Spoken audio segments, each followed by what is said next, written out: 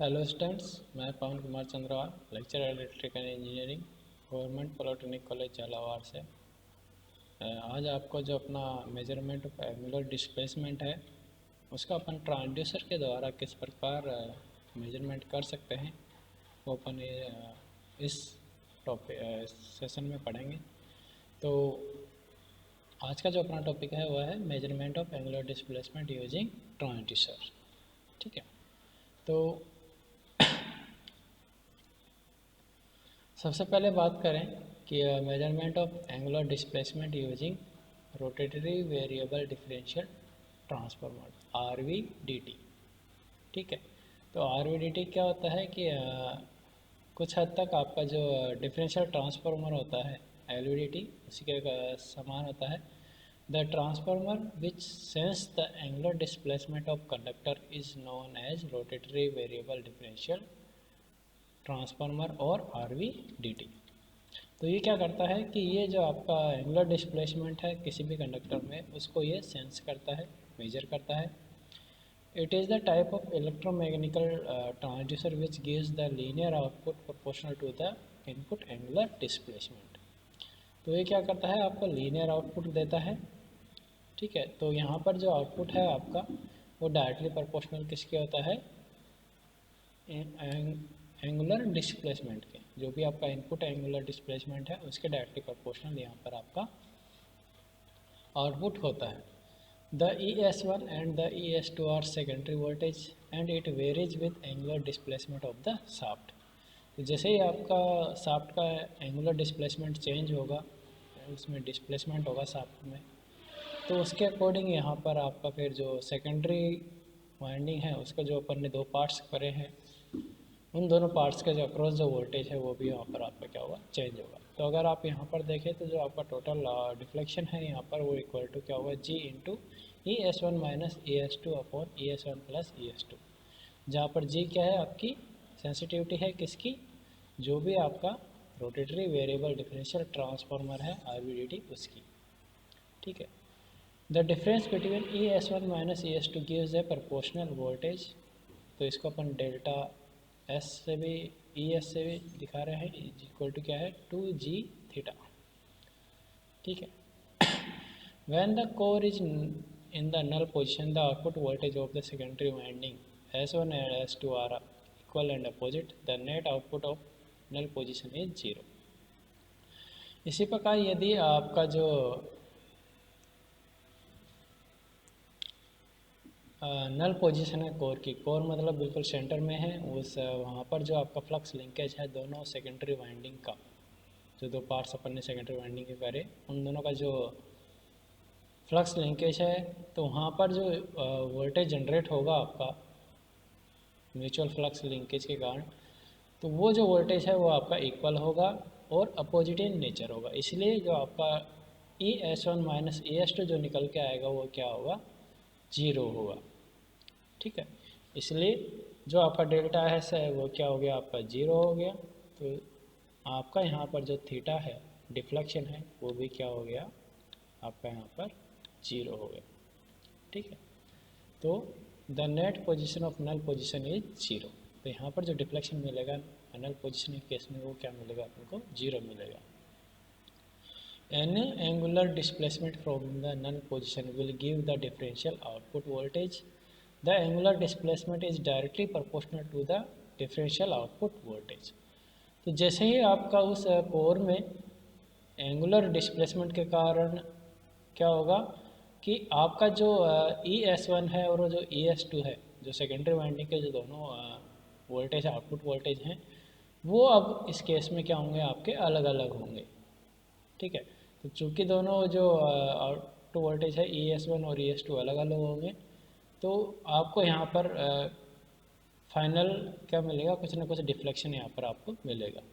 तो यहाँ पर जो आपका एंगुलर डिस्प्लेसमेंट है वो डायरेक्टली जो आपका डिफरेंशियल आउटपुट वोल्टेज है ES1 माइनस ES2 उसके बराबर होगा।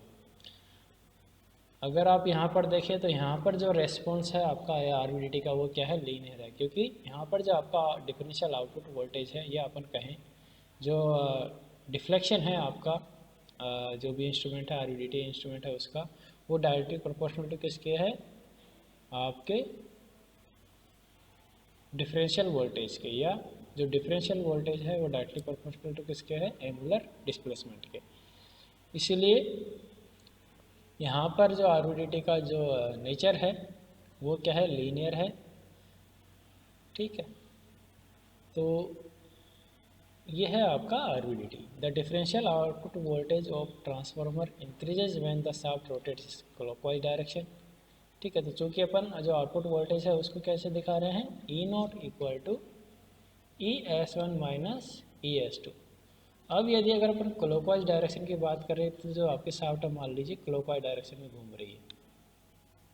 ठीक है, क्लॉकवाइज डायरेक्शन में घूम रही है, तो जो आपका S1 जो आपने जो सेकेंडरी वाइंडिंग का जो पार्ट S1 है उस पार्ट के अक्रॉस जो आपका आउटपुट वोल्टेज है वो ज़्यादा आएगा, और जो आपका दूसरा पार्ट है S2 उस पार्ट के अक्रॉस जो वोल्टेज है वो क्या आएगा, कम आएगा। तो जैसे जैसे आप ये जो शाफ्ट है क्लॉकवाइज डायरेक्शन में रोटेट करेगी, आपका जो आउटपुट वोल्टेज है वो भी क्या होगा, बढ़ता जाएगा। इसी प्रकार यदि अगर आप रिवर्स डायरेक्शन में चलेंगे, आप अगर एंटी क्लॉकवाइज डायरेक्शन में चलेंगे, तो अब जो आपका सेकेंडरी वाइंडिंग का जो दूसरा पार्ट है S2 उसका जो आउटपुट वोल्टेज है वो ज़्यादा होगा, और जो आपका फर्स्ट पार्ट है S1 उसका जो वोल्टेज है वो यहाँ पर कम होगा। तो यहाँ पर जो आपका आउटपुट वोल्टेज है वो क्या होगा, घटेगा। ठीक है, तो और ये जो आउटपुट वोल्टेज है इसी के कारण आपका ई नोट है जो आउटपुट वोल्टेज है वो चेंज होगा, और वो जो चेंज है वो आपको डायरेक्टली प्रोपोर्शनल किसके मिलेगा, एंगुलर डिस्प्लेसमेंट के रूप में मिलेगा। The magnitude of output voltage depends on the angular displacement and the direction of the shaft. तो आपको यहाँ पर डायरेक्ट डिस्प्लेसमेंट एंगुलर डिस्प्लेसमेंट के रूप में आपको यहाँ पर रीडिंग मिलेगी। तो इस प्रकार अपन जो अपना आरवीडीटी है उससे अपन यहाँ पर एंगुलर डिस्प्लेसमेंट को मेजर यहाँ पर कर सकते हैं। इसके बाद दूसरा जो ट्रांसड्यूसर यूज़ कर सकते हैं अपन एंगुलर डिस्प्लेसमेंट को नापने के लिए वो है कैपेसिटिव ट्रांसड्यूसर।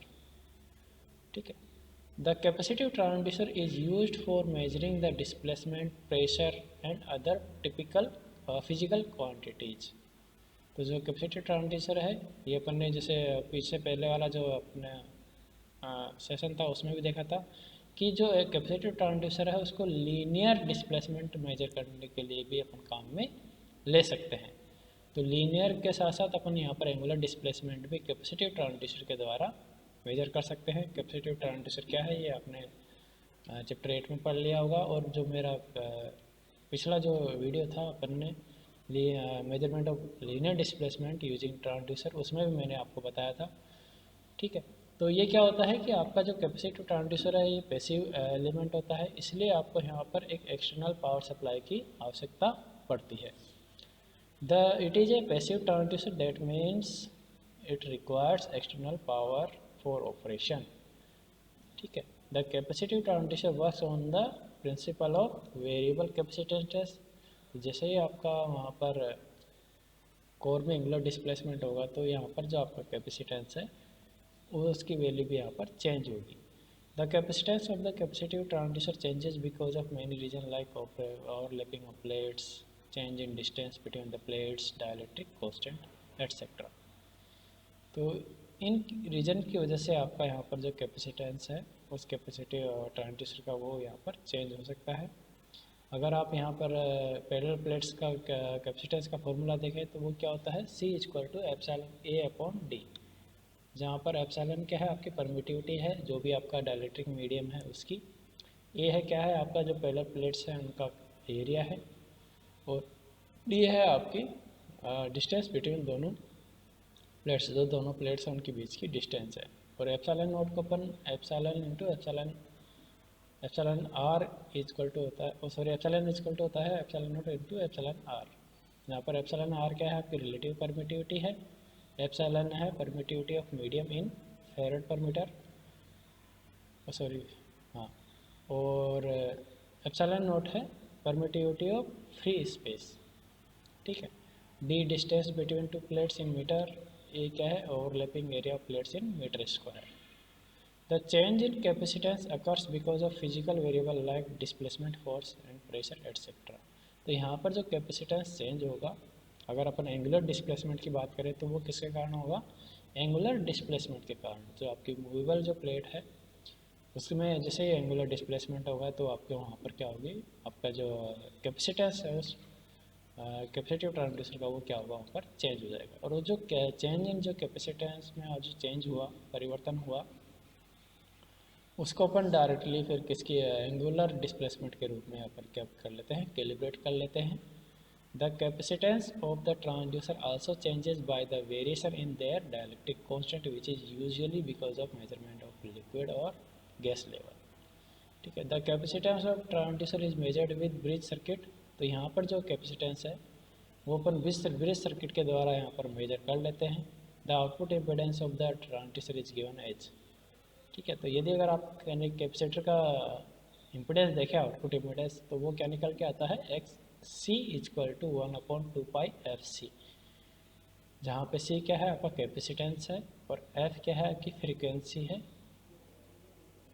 हर्ट्ज में, कि आप कितनी फ्रीक्वेंसी की वहाँ पर पावर सप्लाई आपके पास अवेलेबल है, या आप उस कितनी फ्रीक्वेंसी की पावर सप्लाई का यूज कर रहे हो। The capacitive transducer is mainly use for measurement of linear displacement. ठीक है, तो इस जो कैपेसिटिव ट्रांसड्यूसर है इसको अपन लीनियर डिस्प्लेसमेंट के मेजरमेंट के लिए भी यूज में ले सकते हैं। ठीक है, the capacitive transducer used for measuring angular displacement, और एंगुलर डिस्प्लेसमेंट मेजरमेंट के लिए भी इसको यूज में अपन ले सकते हैं। It is measured by movable plates shown below, one of the plates of transducer is fixed and other the movable. तो यहाँ पर अगर आप देखें तो आपकी जो एक प्लेट है वो क्या है, फिक्स रहती है, जैसे कि आपको जो अपर प्लेट है वो क्या है आपकी फिक्स प्लेट है, और जो नीचे वाली जो प्लेट है आपकी वो क्या है, मूवेबल प्लेट है। तो जैसे ही आपका यहाँ पर इस मूवेबल प्लेट में एंगुलर डिस्प्लेसमेंट होगा, चाहे वो क्लॉकवाइज डायरेक्शन में हो या एंटी क्लॉकवाइज डायरेक्शन में, तो आपका यहाँ पर जो ओवरलैपिंग एरिया है दोनों प्लेट्स के बीच का, वो ओवरलैपिंग एरिया आपका यहाँ पर चेंज होगा। तो जैसे ही आपका ओवरलैपिंग एरिया चेंज होगा, तो अगर आप फॉर्मूले से देखें तो C इक्वल टू आपका क्या है, एप्सिलॉन A अपॉन D।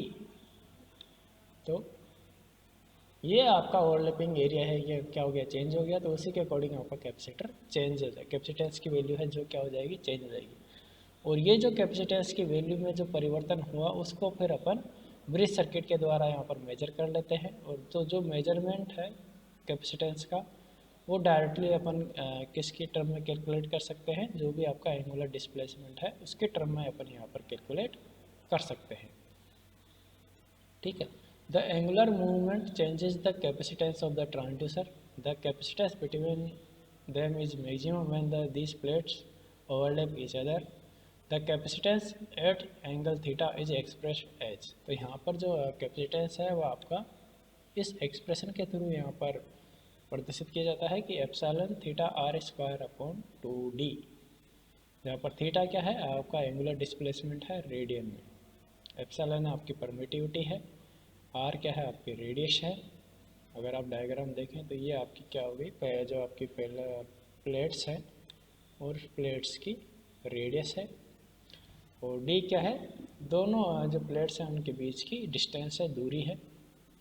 ठीक है, तो यहाँ पर से अगर आप देखें तो जो आपका डिफ्लेक्शन है, एंगुलर डिस्प्लेसमेंट है, वो डायरेक्टली प्रोपोर्शनल टू किसके है, कैपेसिटेंस के।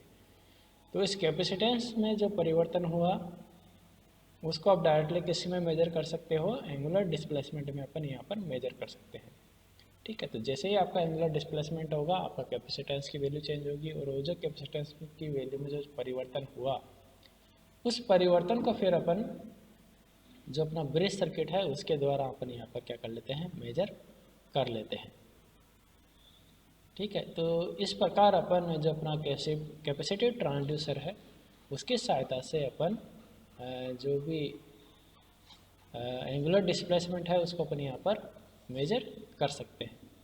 ठीक है, तो दो प्रकार के ट्रांसड्यूसर अपन यहाँ पर पढ़े कि जिनके द्वारा अपन एंगुलर डिस्प्लेसमेंट का मेजरमेंट कर सकते हैं। पहला तो था RVDT, rotary variable differential transformer. दूसरा है आपका कैपेसिटिव ट्रांसड्यूसर। तो दोनों ट्रांसड्यूसर्स की सहायता से अपन जो अपना एंगुलर डिस्प्लेसमेंट है अपन उसको हम यहाँ पर मेजर कर सकते हैं। तो मैं उम्मीद करता हूँ कि आपको मैंने जो भी इस सेशन में पढ़ाया वो आपको अच्छी तरह समझ में आया होगा। Thank you.